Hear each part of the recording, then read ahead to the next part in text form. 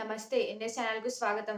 నిర్మల్ జిల్లా భైంస పట్టణంలోని ప్రభుత్వ ప్రాంతీయ ఆసుపత్రిలో ఎమ్మెల్యే పవర్ రామారావు పాటిల్ చేతుల మీదుగా 5 పడకల డయాలసిస్ కేంద్రాన్ని ప్రారంభించారు.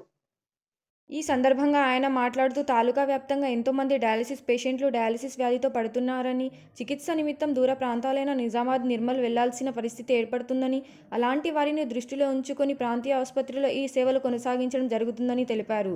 అనంతరం నూతన మినరల్ వాటర్ ప్లాంట్ ఏర్పాటు చేయడం జరిగింది.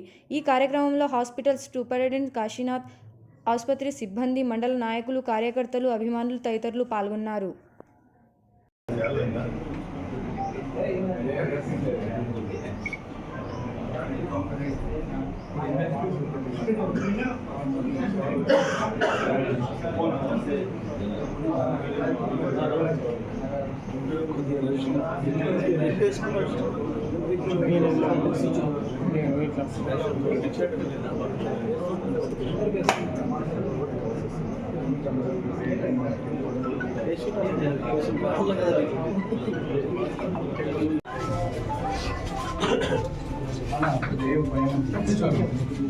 First second